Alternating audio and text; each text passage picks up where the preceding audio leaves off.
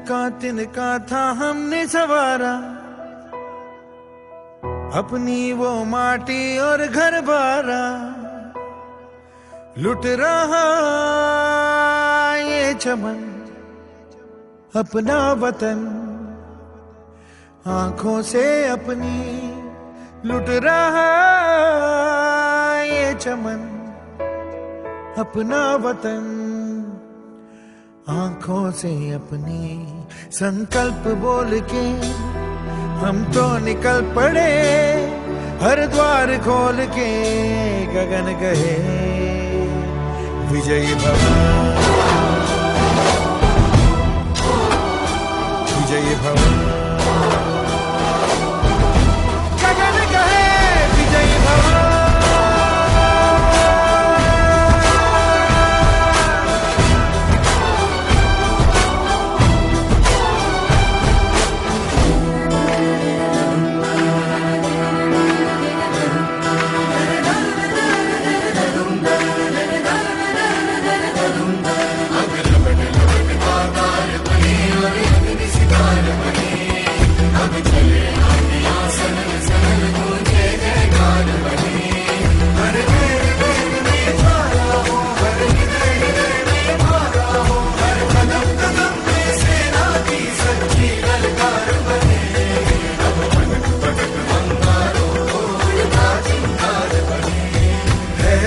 की सुरंग भटकी है रोशनी, है छटपटा रही रोशनी।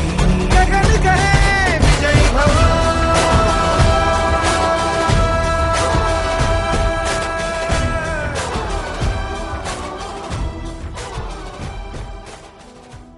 ओम शांति।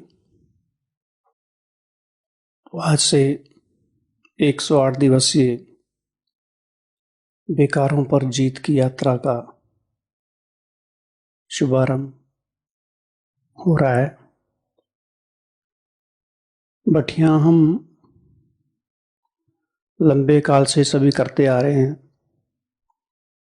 कुछ ना कुछ परिवर्तन तो होता ही है निश्चित तौर पर।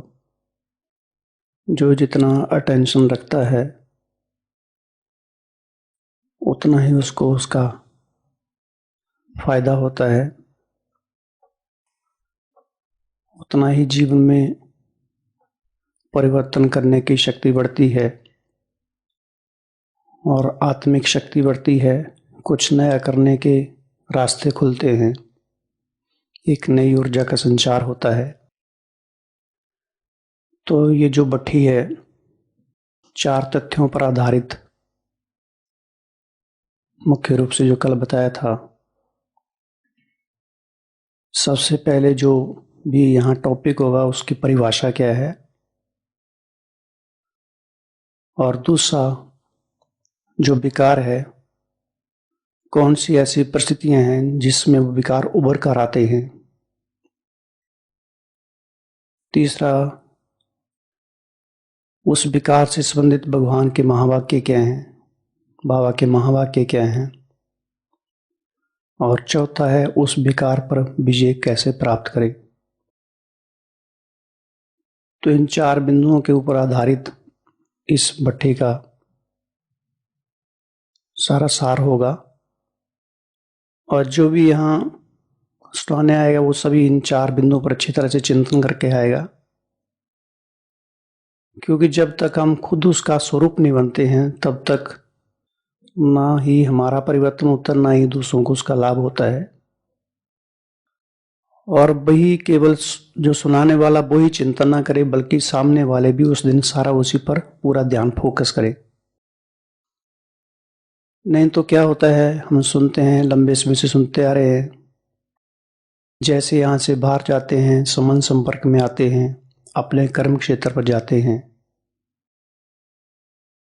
तो वही पुरानी स्मृतियाँ, वही पुरानी परिस्थितियाँ, वही हमारी दिनचर्या, हम उसमें इतना इन्वॉल्व हो जाते हैं, इतना गहराई में चले जाते हैं कि ये चीज़ें सारी किनारे रह जाती हैं।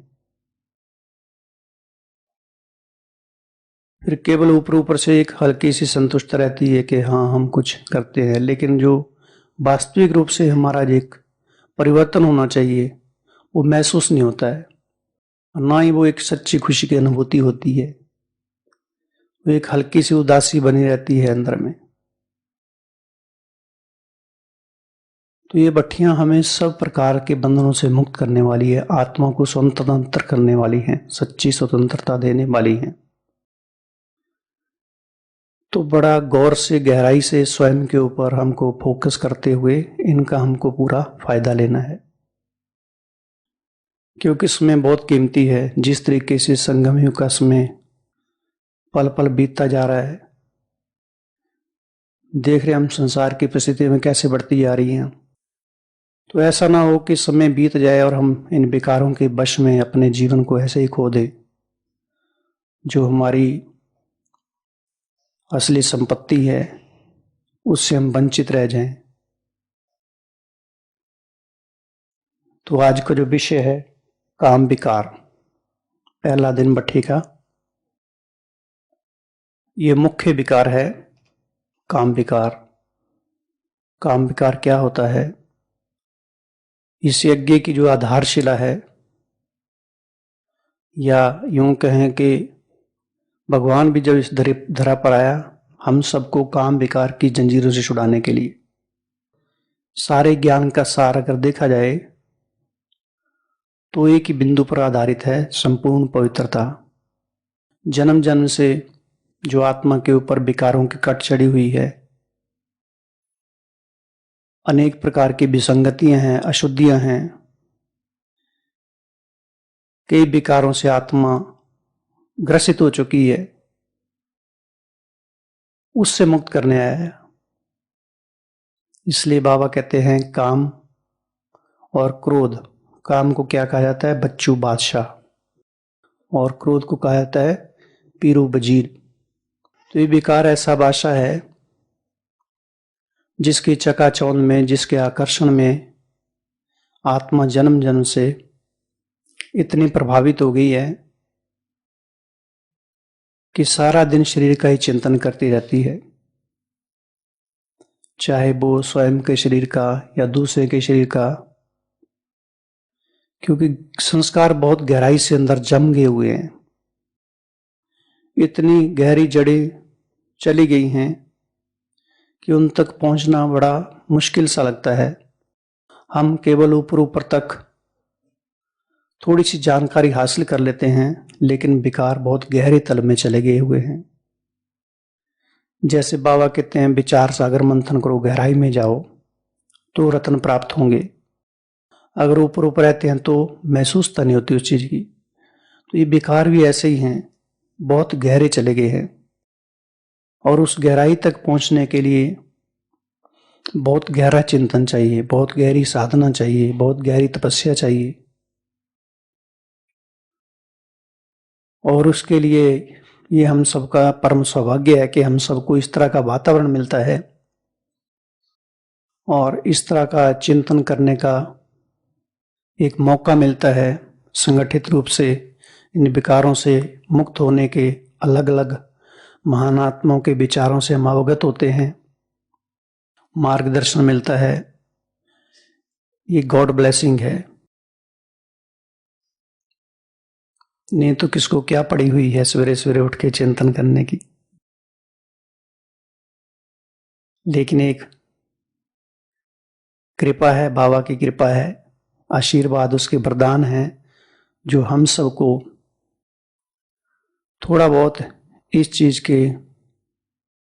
से नजदीक लाते हैं और जिससे हम मुक्त होते जाते हैं। तो यज्ञ की स्थापना काल में ही जो भी सारा विरोध हुआ काम विकार के ऊपर, संसार एक तरफ हो गया और बाबा एक तरफ। लेकिन फिर भी संसार वालों ने तो कहा बाबा आप सिर्फ एक पवित्रता को छोड़ दो तो आपके बहुत सारे अनुयायी हो जाएंगे, हम भी सहयोगी बन जाएंगे। लेकिन बाबा टस से मस नहीं हुए, क्योंकि ये मुख्य आधारशिला है जिससे सारी मानवता करा रही है, पीड़ा है, पीड़ित है, दुख है। तो काम विकार ये आत्मा का शत्रु है। बाबा कहते हैं काम विकार महाशत्रु है। और शत्रु से सावधानी रखना बहुत अनिवार्य है। शत्रु किस वेश में कब आ जाए कोई भरोसा नहीं उसका। इसको कभी भी किसी सूरत में माफ नहीं किया जा सकता है। दूसरे विकारों के लिए बाबा थोड़ा हल्का कह देते हैं, लेकिन क्रोध के लिए कोई गुंजाइश नहीं है। हाँ, काम के लिए कोई गुंजाइश नहीं है। तो इस काम विकार पर हमको कोई रहम नहीं करना है। भारत में देखेंगे कई लड़ाइयां हुई, लेकिन भारत के सम्राट अपने रहम दिल से शत्रुओं को कई बार माफ करते रहे, और जितनी बारी माफ किया उतनी बारी उनको फिर वापस मुंह की खानी पड़ी, हार का सामना करना पड़ा। इसलिए अभी ऐसा समय नहीं है कि शत्रुओं पर हम थोड़ा भी रहम करें। इसलिए इस पुरुषार्थ मार्ग में थोड़ा निर्दयी बनना पड़ेगा, एकदम कठोर दिल बनना पड़ेगा। जितने भी संसार में राजाइयां गई हैं राजाओं की, केवल काम विकार के कारण गई हैं, और जितने भी यज्ञ से ब्राह्मण भी गए हैं उनकी राजाई भी किसके कारण गई? काम विकार के कारण। तो ये काम विकार महाशत्रु है। बाबा कहते काम विकार 5वीं मंजिल से गिरने जैसा है।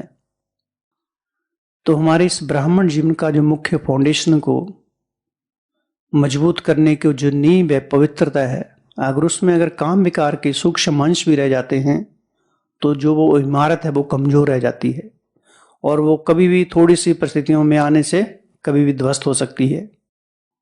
थोड़ा सा भी ट्रिगर मिलता है तो गिर सकते हैं। इसलिए काम की परिभाषा अगर देखा जाए तो काम अर्थात आत्मा की हत्या करना। सारा दिन अगर देखा जाए, जैसे कहा जाता है आत्मा चेतन है, शरीर जड़ है, लेकिन अभी उल्टा हो गया है। आत्मा जड़ हो गई है सब, और शरीर चेतन है। क्यों? क्योंकि सारा दिन हमारा जो चिंतन है वो देह के इर्द गिर्द घूमता रहता है,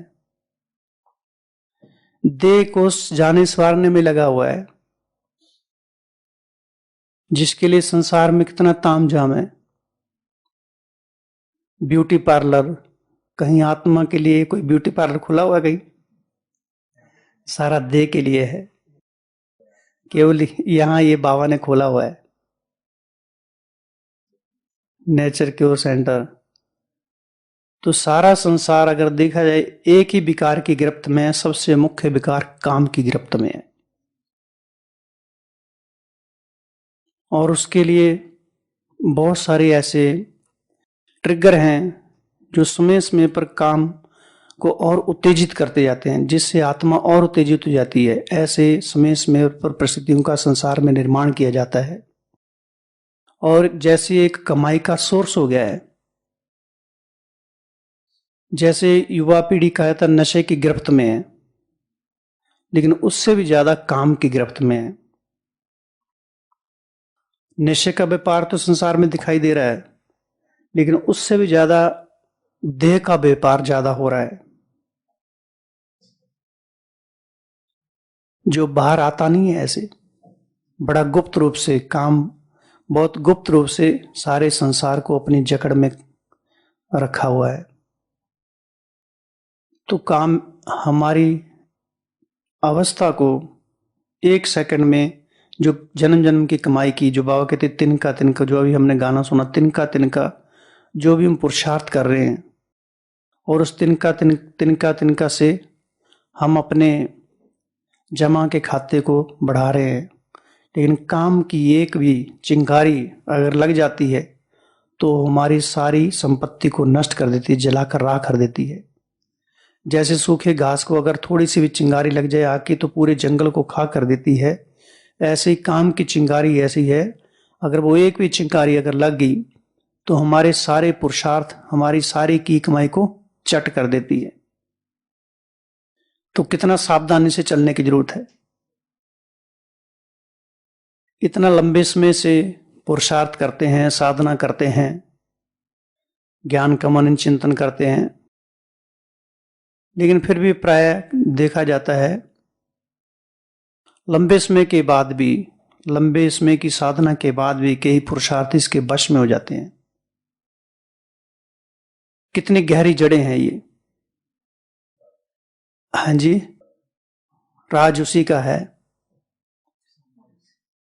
हाँ जी, साम्राज्य उसने बहुत गहरे से स्थापित कर दिया है। तो इस पर उतना गहराई से, उतना ही होशियारी से, उतना समझ से हमको काम करना है, ताकि हमारी की कमाई को चट ना कर दे। एक सेकंड में सारे जन्मों की पुण्य की कमाई खत्म ना हो जाए। जो भविष्य की 21 जन्मों की मंजिल हम निर्माण कर रहे हैं, उस मंजिल को कहीं गिरा ना दे। इसलिए जहां काम है वहां राम नहीं, जहां राम है वहां काम नहीं है। तो सारा खेल स्मृति और विस्मृति का है। तो इन विकारों पर हम ऊपर ऊपर से तो सुन लेते हैं डेली, काम नरक का द्वार है, काम महाशत्रु है, काम हड्डियां तोड़ने वाला है, नुकसानदायक है, लेकिन गहराई से हम काम नहीं करते हैं इसके ऊपर। इसलिए एक एक विकार पर सारे दिन में जो भी श्रृंखला चलेगी, गहराई पर खुद चिंतन करना, उसका केवल यहां तक सीमित नहीं रखना है, अपने अपने स्तर पर उसका चिंतन करना है, उसको लिखना है और देखना है मेरे में भी कौन कौन सी ऐसे उत्तेजना वाली चीजें हैं जिससे काम भी एक गहरा, या काम भी अपना एक जबरदस्त रूप ले लेता है, जिससे मैं प्रभावित होता हूं। तो काम को दूसरे शब्दों में कहेंगे हिंसा है। जैसे कहा आत्मा की हत्या है, तो बाबा कहते हैं काम विकार एक हिंसा है। जो हम काम कटारी कहा जाता है, जो हम स्वयं भी उससे मृत्यु के समीप जाते हैं और दूसरों की भी शक्तियों का ह्रास करते हैं, दूसरों को भी जैसे मृत्यु के समीप ले जा रहे हैं। तो इस हिंसा से बचने के लिए हमें अपना खुद मार्ग तैयार करना पड़ेगा। तो आज सबसे पहले जो काम की परिभाषा है, काम अर्थात मौत। किसकी? स्वयं की मौत या दूसरों की मौत। काम अर्थात अपनी सारी शक्तियों को, जैसे जो लंबे समय से हमने एकत्रित करके रखी हुई है, उसको हम खुद जैसे नाली में बहा रहे हैं, गंदी नाली में बहा रहे हैं। और कौन कौन सी ऐसी परिस्थितियां हैं जिसमें ये उभर कर बाहर आती है, वो हम सब जानते हैं। तो सबसे पहले है देखना। जैसे हम किसी की देह को देखते हैं, तो हमारी जो संकल्प हैं वो ऐसे ऐसे बीती हुई बातों से एसोसिएट हो जाते हैं, जुड़ जाते हैं, जिससे हमारे पुराने संस्कारों की स्मृतियां जागृत हो जाती हैं। क्योंकि पुराने संस्कार तो आत्मा के अंदर ही है, भले वो इस जन्म के नहीं, पिछले जन्मों के हैं। तो सारे एसोसिएट होते हैं, जुड़ जाते हैं हमसे, और वो फिर सारी पुरानी कामुक वृत्तियां, कामुक संस्कार, वो सारे दृश्य उभरने लगते हैं। इसलिए अगर कोई हमें दूसरा देह दिखाई भी देता है या देखते भी हैं किसी को, तो उसकी वास्तविकता को समझना है कि ये देह क्या चीज है। ये बाहर से तो बहुत सुंदर लग रहा है, लेकिन अंदर से क्या है ये? जितना ये सुंदर लग रहा है, उतना अंदर में क्या है? अगर अभी अभी हरी एकदम पीली सी बलगम मोटी मोटी आ जाए और हम यहां थूक दें, तो सबको कैसा लगेगा? बहुत अच्छा लगेगा। तो ये बाहर से दिखावा कुछ और है, अंदर से कुछ और है। और ये तो जो हम कह रहे हैं तो अंदर में है ही है सब कुछ। तो हमारा सारा खाली जो चिंतन है काम विकार का, ये बाहरी त्वचा तक रहता है। अगर हम इसके अंदर में झांक के देखें तो उस काम विकार से मुक्ति होना सहज है। कितनी सड़ांध है इसके अंदर भरी हुई, लेकिन फिर भी मनुष्य कितना आकर्षित हो जाता है, कितना उससे चिपका हुआ है। मन का विकार है, जन्म जन्म का है, लेकिन उस जन्म जन्म के विकार से हमको मुक्ति पाने के लिए हमको थोड़ा गहराई से चिंतन करना पड़ेगा। ऊपर से जैसे एक ये बहुत सुंदर सा पॉलीथीन है और उसके अंदर एक गटर का हमने कीचड़ भरा हुआ है, ऐसा ही ये देह है। और पुराने समय में दे को कहा दे कैसी थी? कंचन काया थी। अभी यह चित्तौड़गढ़ की रानी पद्मावती कहा जाता है, वो पानी या पीते कुछ खाते भी थे तो गले से सब दिखता था जाते हुए थे। तो वो देवताओं की काया कैसी होगी, कैसी कंचन काया होगी। तो इस समय हमको इस विकार से मुक्त होने के लिए इस देह का चिंतन करना अनिवार्य है। तो पहला जो बिंदु है, किन परिस्थितियों में ये क्रिएट होता है काम विकार? देखना। किसी की देह को एक बार हम देख लेते हैं और फिर बार बार उसका हम चिंतन करते हैं, तो वो चिंतन गहराई से हमारे चित्त को उद्वेलित कर जाता है, आंदोलित कर देता है। तो देखना तो है ही है, ऐसा तो है नहीं हम आंखें बंद करके चले, संबंध संपर्क में आ रहे हैं, सारे दिन कर्म क्षेत्र में आ रहे हैं, लेकिन देह की वास्तविकता को समझना है, उसका निरंतर चिंतन चलता रहना चाहिए। दूसरा है, ये विकार किन परिस्थितियों में उभरता है? जब हम फुर्सत में होते हैं, एकांत में होते हैं। कई बार क्लासेस में कहा गया है ना, हमारा वास्तविक पुरुषार्थ कब है? जब हम कमरे में अकेले होते हैं, वो हमारा वास्तविक पुरुषार्थ है। उस समय में स्वयं का पता चलता है कि उसमें हम क्या कर रहे हैं।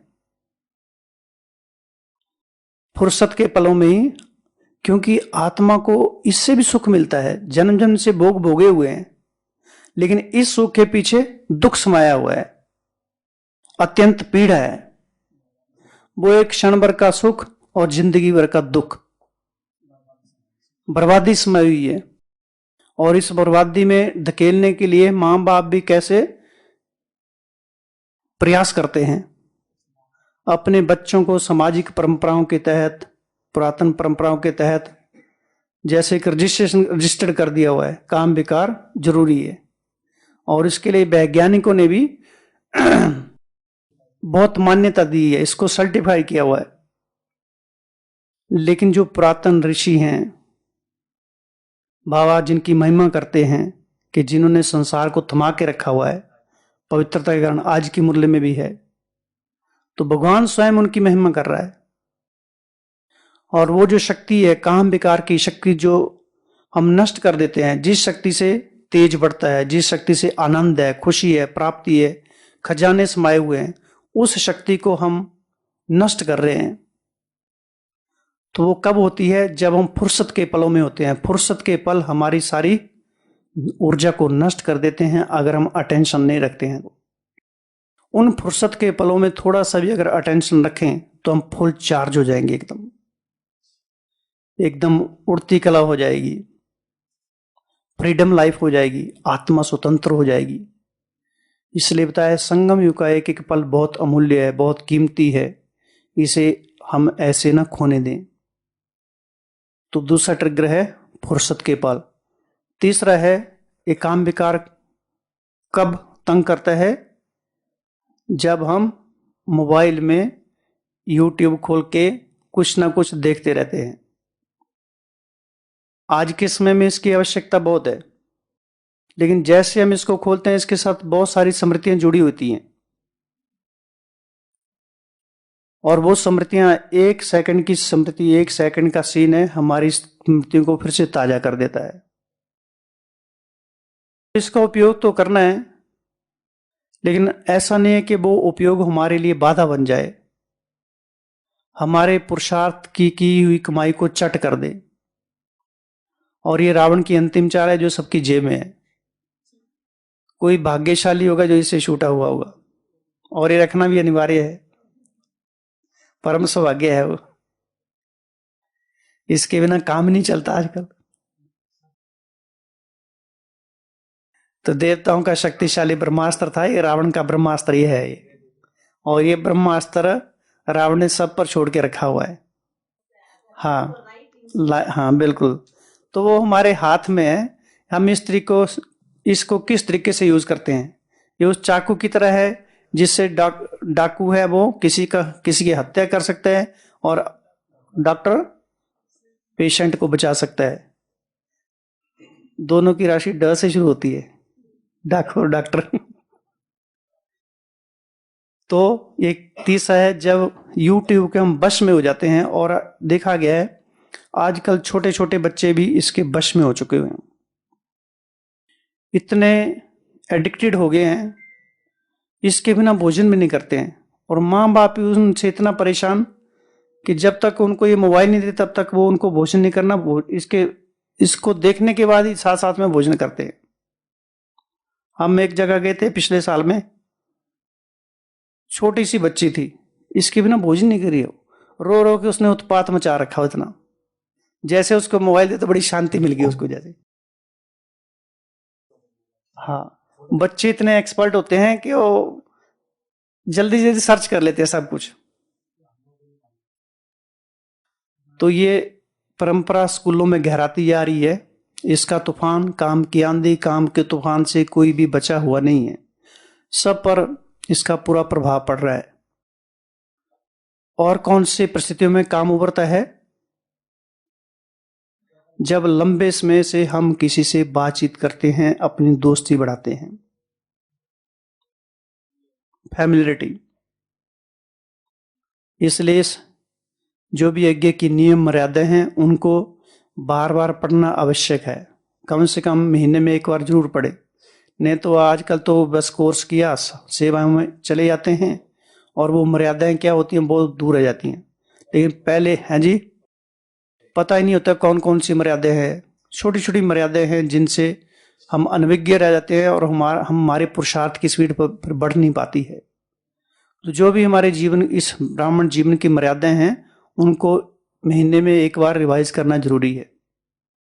सेंटरों में लगी होती हैं मर्यादाएं कौन कौन सी है, लेकिन सूक्ष्म मर्यादाएं भी हैं। ज्यादा समय तक आपस में बात नहीं करनी है, कौन सी बातों को बढ़ावा नहीं देना है, तो वो सब चीजें हैं। अपने नए नए रिश्ते क्रिएट कर लेते हैं, क्योंकि जो बताया ना, हमारे जो संकल्प हैं एसोसिएट हो जाते हैं लौकिक से अलौकिक तरफ।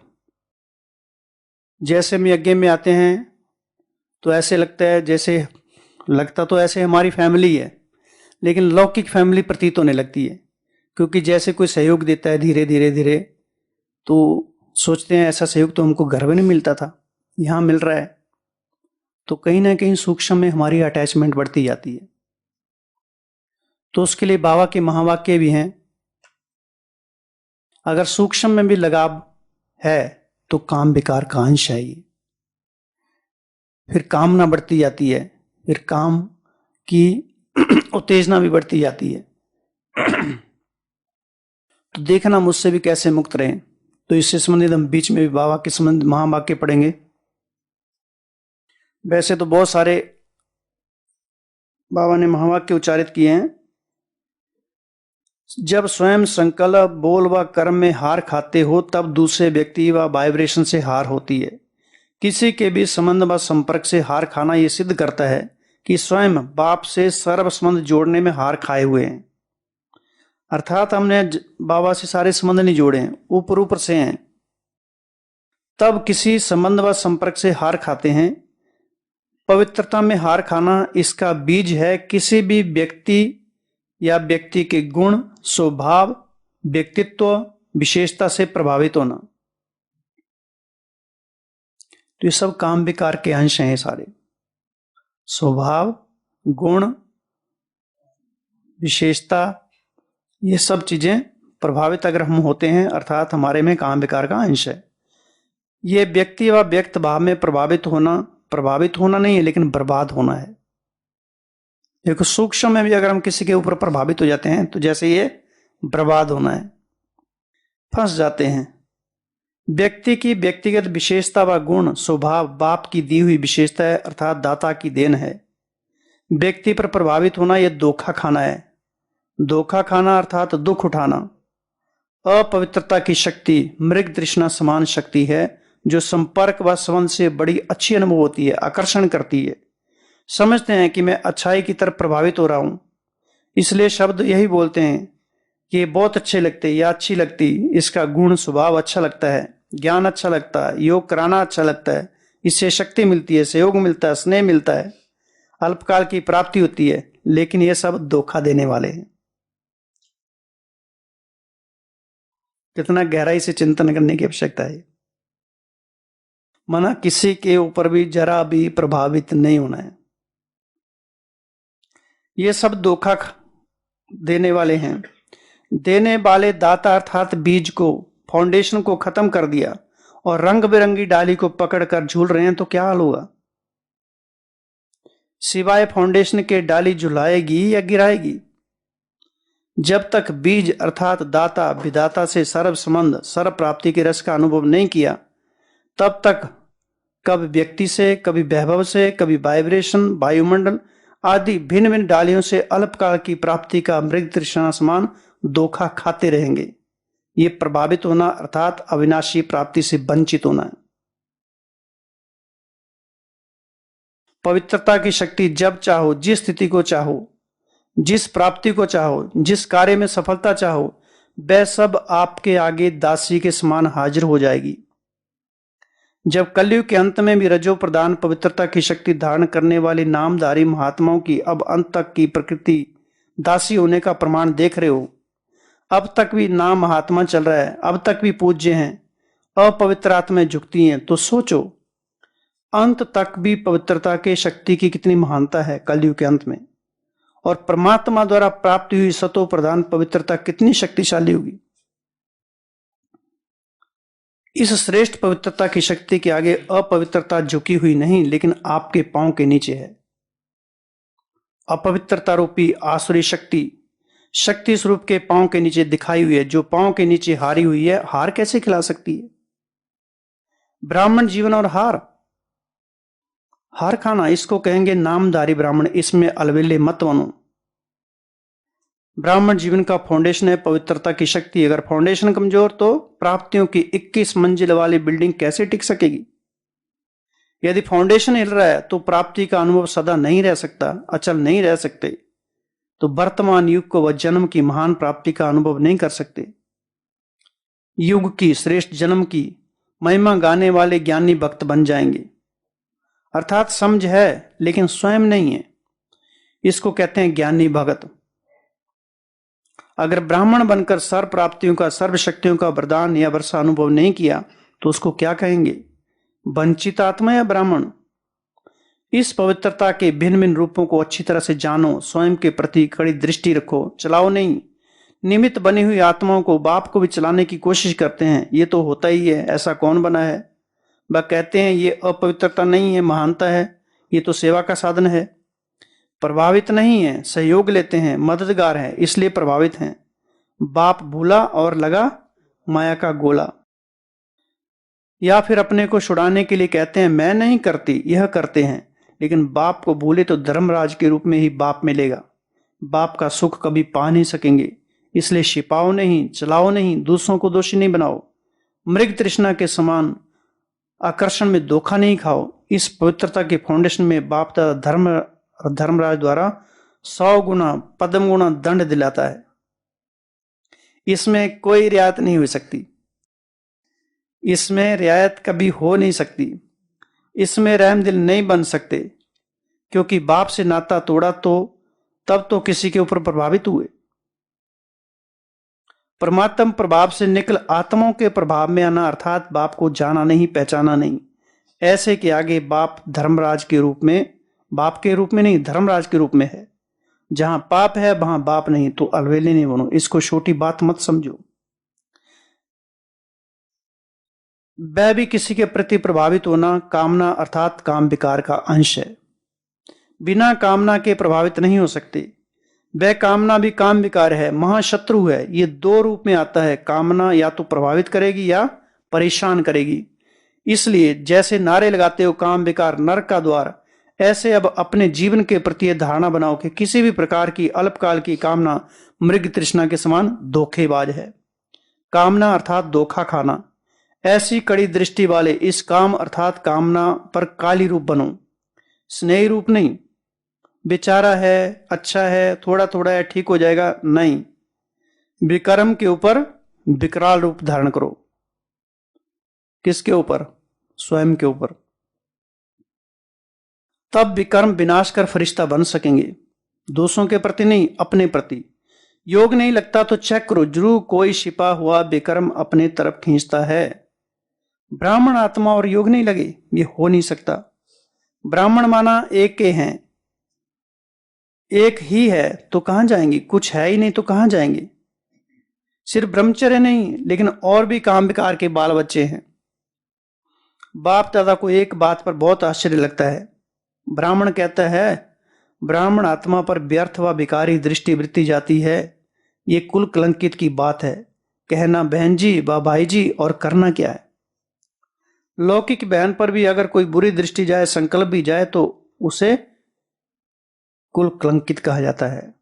तो यहां क्या कहेंगे, एक जन्म के नहीं लेकिन जन्म जन्म का कलंक लगाने वाले, राज्य भाग्य को लात मारने वाले, ऐसे पदमुड़ा विक्रम कभी नहीं करना। ये विक्रम महाविक्रम है, इसलिए सोचो समझो संभालो। यही पाप जमदूतों की तरह चिपक जाएंगे। अभी भले समझते हैं बहुत मजे में रह रहे हैं, कौन देखता है कौन जानता है, लेकिन पाप पर पाप चढ़ता जाता है, दाग गहराते जाते हैं, और यही पाप खाने को आएंगे। बाप दादा जानते हैं इसकी रिजल्ट क्या है, कितनी कड़ी है। जैसे शरीर से कोई तड़प तड़प कर शरीर छोड़ता है, वैसे बुद्धि पापों में तड़प तड़प कर शरीर छोड़ेगी। सदा सामने पाप के जमदूत रहते हैं। इतना कड़ा अंत है, इसलिए वर्तमान में गलती से भी ऐसा पाप नहीं करना। बाप दादा सिर्फ सन्मुख बैठे हुए बच्चों को नहीं कह रहे हैं, लेकिन चारों ओर के बच्चों को समर्थ बना रहे हैं, खबरदार होशियार बना रहे हैं। समझा? अभी तक इस बात में कमजोरी काफी है। ये बाबा के मामा के 84 की मुरली है, 12 अप्रैल 84। हाँ जी, हाँ जी, 12 अप्रैल 84 की मुरली है। ऐसे बहुत सारी मुरलियां हैं। तो बाबा के माँ वाक्य को थोड़ा पढ़ेंगे तो एक क्रांतिकारी मुरलियां हैं, जो अंदर में जो ठंडा पड़ा खून है उसको थोड़ा गर्म कर देती हैं। तो अभी हम देखेंगे काम विकार पर विजय कैसे प्राप्त करें। बेसिक किस बातें देखेंगे जो सारे दिन में हम प्रैक्टिकल में कर सकते हैं, सहज रूप से करते हैं, और यही हमारा नेचुरल पुरुषार्थ भी है, इसी के लिए हमारा जीवन है। क्योंकि सारे संसार को जैसे भगवान पावन बनाने के लिए आया हुआ है, हम बच्चे भी उसके मददगार हैं। तो जो उसके कर्तव्य हैं वही हम सब बच्चों का कर्तव्य है, और वो बहुत सहज है, मुश्किल नहीं है, लेकिन थोड़ा सा अटेंशन देने की जरूरत है। तो सबसे पहली बात है, सारे दिन में बीच बीच में ये जो काम विकार है कब उत्तेजित है, जब हम अपने को देह समझते हैं। इसलिए सबसे पहला अभ्यास है बार बार अशरीरीपन की प्रैक्टिस करना। अशरीरीपन का अभ्यास 1 सेकंड में, अभी सभी 1 मिनट के लिए सभी अशरीरी अवस्था का अनुभव करेंगे। महसूस करेंगे जैसे मैं आत्मा इस देह से बिल्कुल मुक्त हो गई हूँ और नील गगन में विचरण कर रही हूँ और सीधा परम धाम में बाबा के पास पहुंच गई हूँ। सारी शक्तियां बाबा मुझ में ट्रांसफर कर रहे हैं। चमकता हुआ सितारा, स्वतंत्र,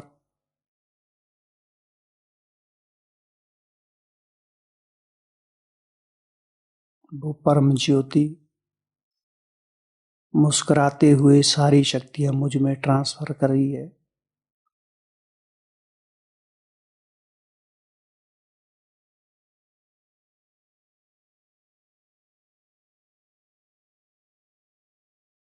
मैं सर्व शक्तियों से संपन्न चमकता हुआ सितारा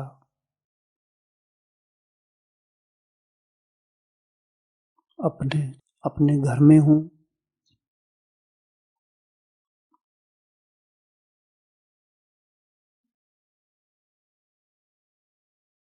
उस पवित्र धाम की सारी ऊर्जा, सारा साइलेंस मुझ आत्मा में समाता जा रहा है।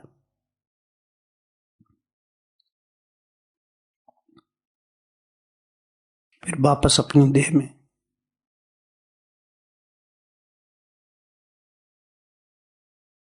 फिर ऊपर वही प्रक्रिया दोहराएंगे।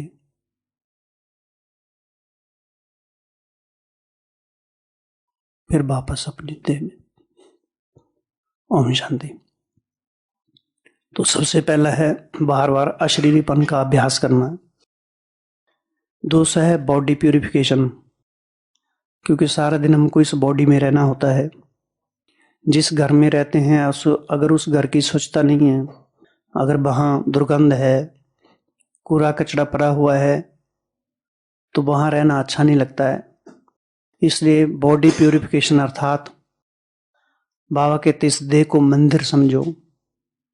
अपनी देह के प्रति भी जो विचार चलते हैं वो जैसे एक भगत के मूर्ति के प्रति विचार होते हैं, उसी तरह से अपनी देह के प्रति भी ऊंचे विचार, मंदिर जैसे विचार। जैसे मैं चैतन्य मूर्ति देह रूपी मंदिर में विराजमान हूं और हर्षित मुख हूं, सर्वगुणों से संपन्न हूं, इस तरह का चिंतन करते हुए अपनी बॉडी का प्यूरिफिकेशन सारे दिन में करते रहना है, अच्छे अच्छे संकल्पों के साथ। नहीं तो जो संकल्प ही हैं वो हमको प्रभावित करते रहते हैं। तो दूसरा है बॉडी प्यूरिफिकेशन। तीसरा है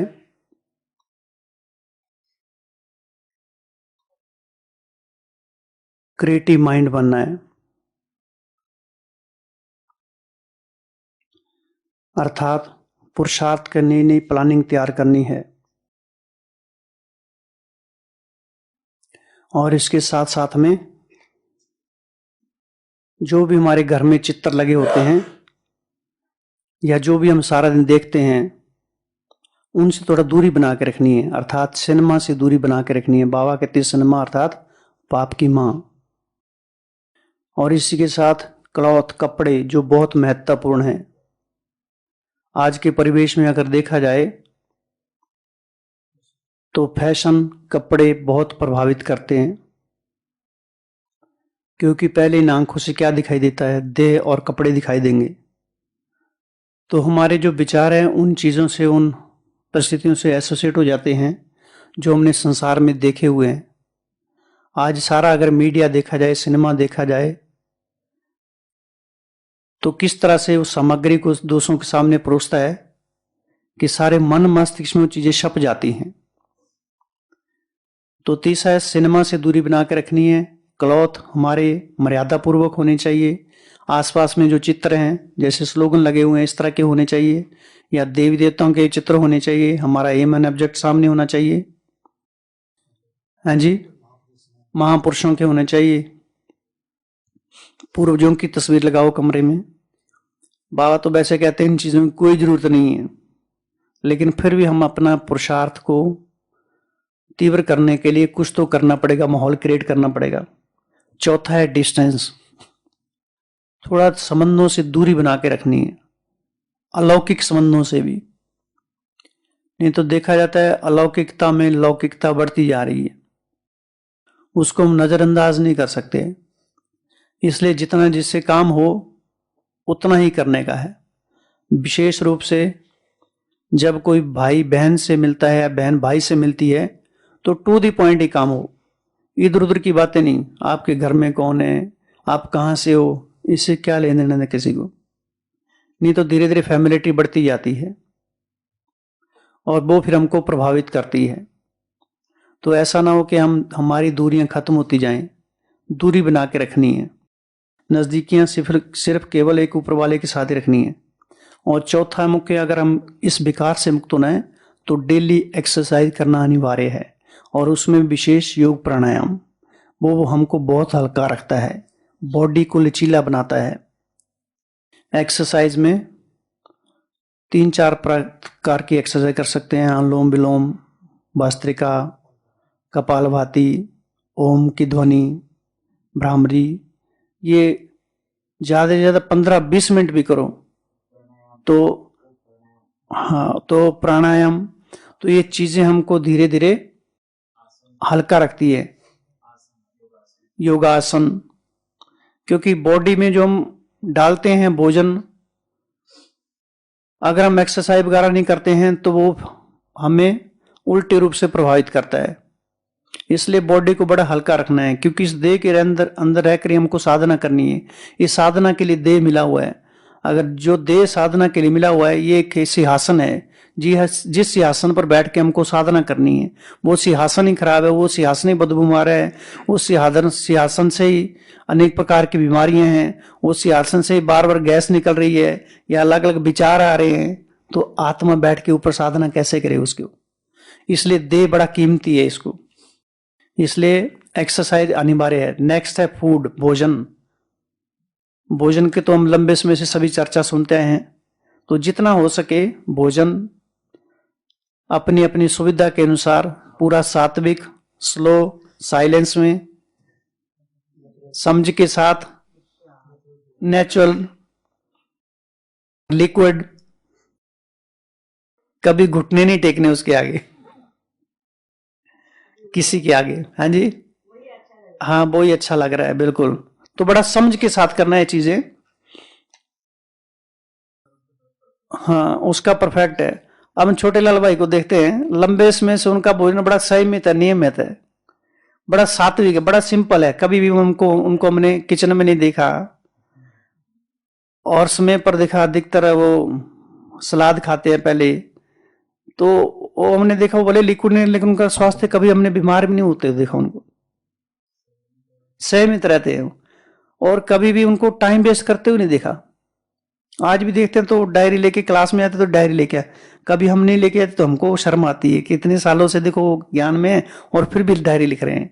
कितनी अच्छी वो एक आदत पड़ी हुई है। आंगन में भी देखें आप अकेले होंगे और अगर फोन से बात भी करें किसी को ज्ञान ही सुना रहे हैं, तो संस्कार कितने अच्छे महान बन गए हुए, ज्ञान के पॉइंट दे देते हैं ताकि कोई दूसरी बात कोई रही ना।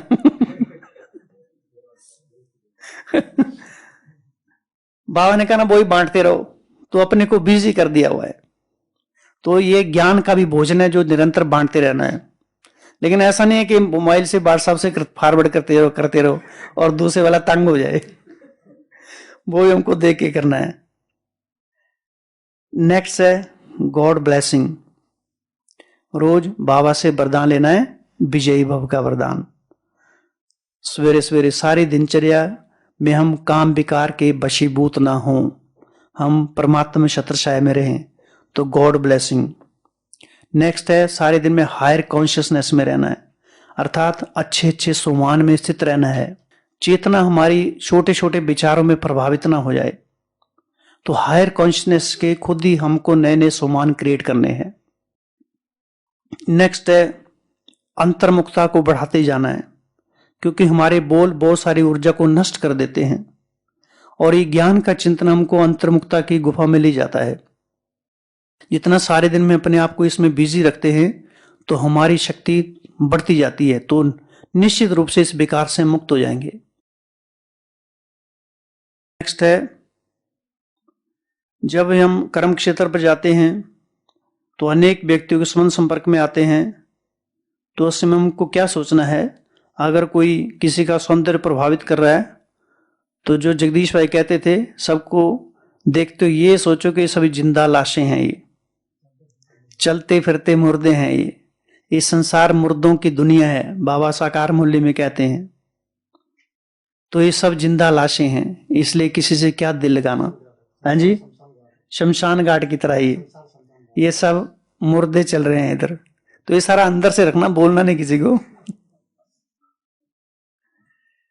नेक्स्ट है क्रांतिकारी विचारों में वृद्धि करनी है। नेगेटिव हर चीज को हम दो पहलू से देखते हैं। अब संसार तो इसको पॉजिटिव तरीके से देखता है, हम इसको नेगेटिव तरीके से देख रहे हैं। तो हर चीज के दो पहलू होते हैं, वो देखना कैसे वो हमारे ऊपर डिपेंड करता है। आत्मिक दृष्टि से देख सकते हैं, या फिर उसको जो बाबा कहते हैं सबको इष्ट देवी के रूप में देखो, ये भी दूसरा पहलू हो सकता है।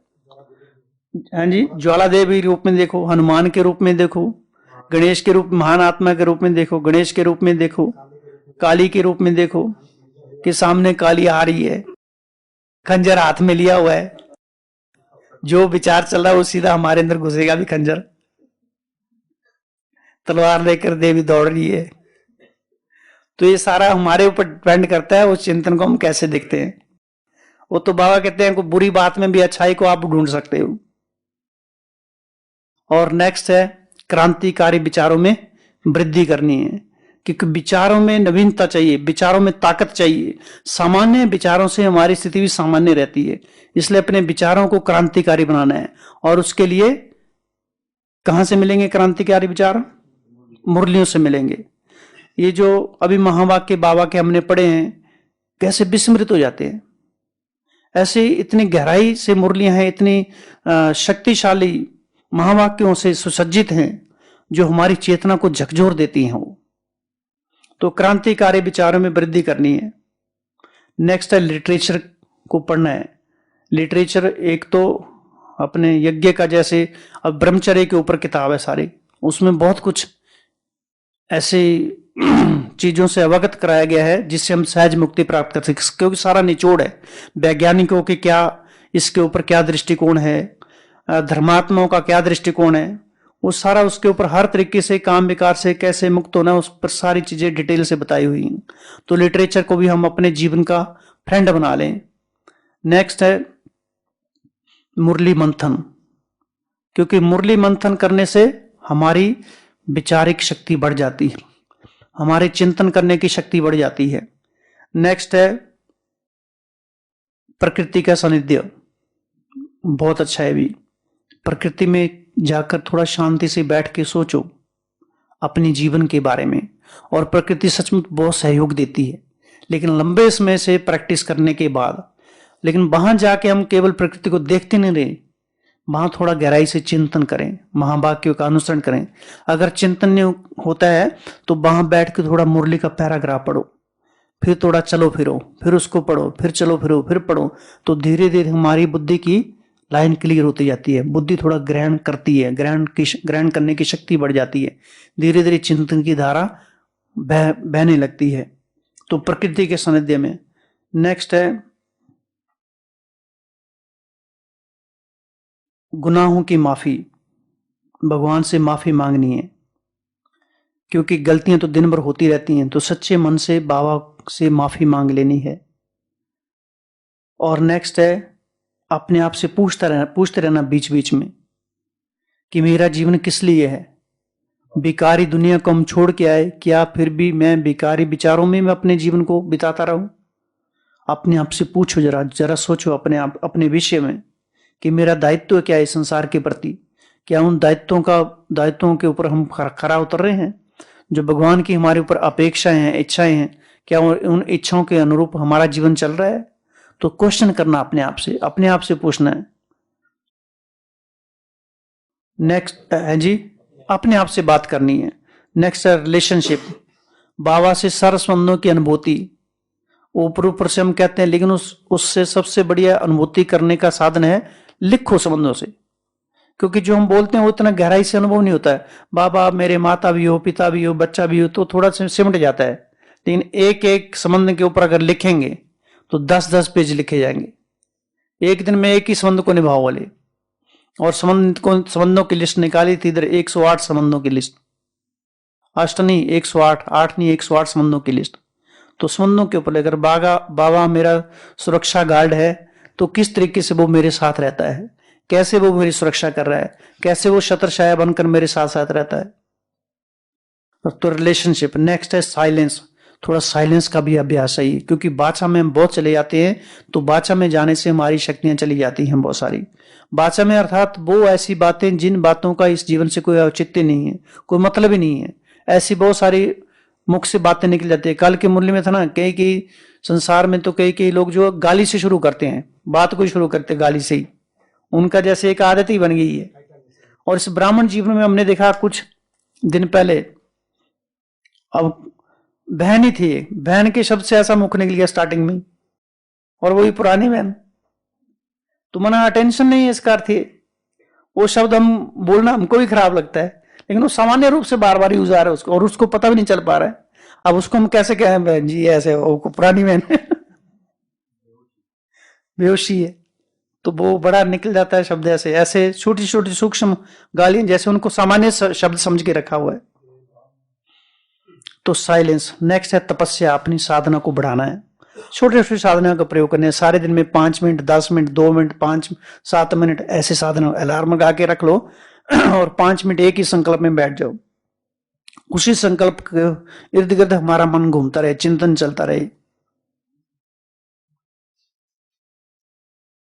तो तपस्या को बढ़ाना। नेक्स्ट है उमंग उत्साह को कभी कम नहीं होने देना है। नेक्स्ट है टाइम कभी वेस्ट नहीं करना है। टाइम हमारे हाथ में एक बहुत बड़ा धन है, ये अमूल्य संपत्ति है, एनर्जी है। तो इस ऊर्जा का संरक्षण करना है। तो हमने कितनी सारी बातें देखी काम विकार से मुक्ति के लिए। तो काम को साधारण शत्रु नहीं समझना है, बड़ी निर्दयता से इसका सामना करना है, गला काटना है इसके।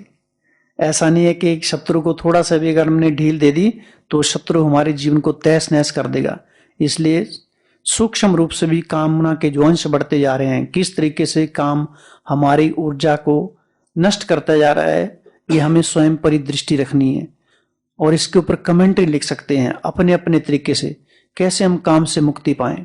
तो ये 4 तथ्यों पर आधारित इस भट्ठे के जो आगामी 108 दिन रहेंगे, तो सभी उसमें हम सब गहराई से, पूरे मनोयोग से, पूरे दिलो जान से, अपनी अपनी सच्चाई सफाई से, क्योंकि ये बार बार हमको एक अच्छा पुरुषार्थ करने का मौका बाबा दे रहा है। ये दिन भी बीत जाएंगे, बाद में ये भी नहीं दिन आएंगे। हम इस यज्ञ को देखते हैं कितने जल्दी जल्दी बीत गया। अब थोड़े साल से तो हमको ज्ञान में आए, लेकिन इन थोड़े से वर्षों में भी कितना महान परिवर्तन हो गया सब। हैं जी, थोड़े समय में। हाँ, मधुबन के आंगन की जो रौनक थी, रौनक तो अभी भी है, लेकिन जो हैं जी, जो पहले दादी आंगन में बैठी रहती थी, एकदम ऐसे लगता है जैसे पूरा परम धाम ही नीचे उतरा है, सूक्ष्म वतनी नीचे उतरा है। तो वो भी दिन थे प्यारे, ये भी दिन बहुत प्यारे हैं। हम रात को शाम के टाइम में इधर क्लास में बैठते हैं तो कभी कभी चिंतन करते हैं कितना परम सौभाग्य है कि हम भगवान के महावाक्यों के साथ, ज्ञान रत्नों के साथ खेल रहे हैं। ये भी दिन बीत जाएंगे। डॉक्टर साहब कितने वर्षों से आ रहे हैं, उस समय का देखो। तो डॉक्टर साहब काल ही अनुभव बता रहे थे कि कैसे हमारी जीवन शैली एकदम बदल गई है। सवेरे मॉर्निंग में अपने आप आंख खुल जाती है, दिन में इतना थक जाते हैं, लेकिन अमृत वेला इतना एनर्जी भर जाती है, इतनी एनर्जी भर जाती है। तो ये किसकी कृपा है? ये सब कृपा का इसमें बाद में पूरा हो जाएगा। हाँ, तो ये पहाड़ी थी। तो जिस देखो उन आत्माओं की त्याग, तपस्या, बलिदान का बदौलत हम सबको ये चीजें मिल रही हैं। जो बना बनाया मक्खन है उनको दुआएं मिल रही हैं। तो सूक्ष्म रूप से हमारे संकल्प भी इतने शक्तिशाली हो जो सारे संसार की आत्माओं की सूक्ष्म दुआएं हम अर्जित कर सकें। क्योंकि सबसे बड़ी सेवा कौन सी है? बाबा कहते हैं मनसा सेवा है, जो सबके बस की बात नहीं है, जो केवल हम ब्राह्मण बच्चे कर सकते हैं। तो केवल अपने संकल्पों का तो शुद्धिकरण करना है। जितना हमारी संकल्प शक्ति बढ़ती जाएगी, संकल्प शक्ति में ताकत आ जाएगी, सकारात्मक होती जाएगी, उतना मनसा वाइब्रेशन भी हम संसार को दे सकेंगे। दूसरी आत्माओं को भी अनेक प्रकार के बंधनों से मुक्त कर सकेंगे। तो ये पुरुषार्थ की लहर, इसका हमको खूब फायदा ले जाना है, लेते रहना है। पता नहीं समय कब क्या दिखा देगा, कोई भरोसा नहीं है। अच्छा, ओम शांति।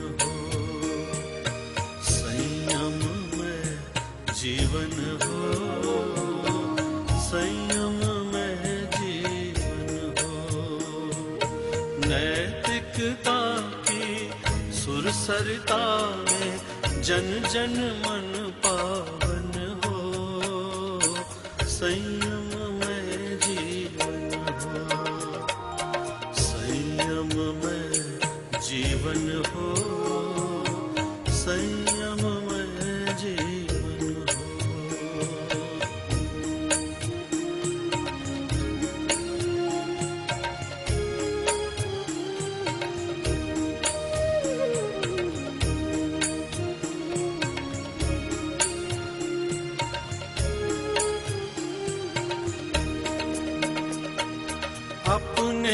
से अपना अनुशासन जीवन की परिभाषा।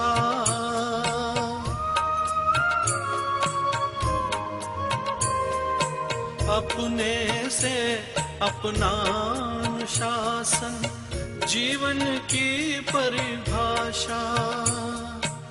वर्ण जाति या संप्रदाय से मुक्त धर्म की भाषा।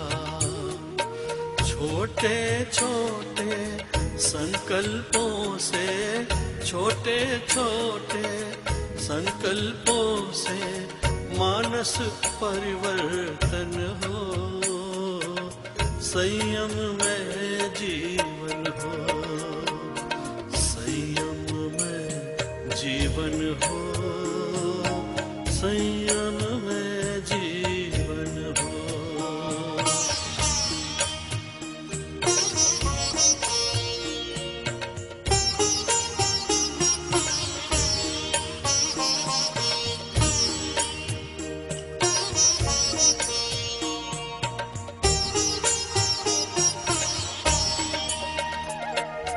मैत्री भाव हमारा सबसे प्रतिदिन बढ़ता जाए। मैत्री भाव हमारा सबसे प्रतिदिन बढ़ता जाए। समता सह अस्तित्व समन्वय नीति सफलता पाए। शुद्ध साध्य के लिए नियोजित, शुद्ध साध्य के लिए नियोजित मात्र शुद्ध साधन हो। संयम में जीवन हो, संयम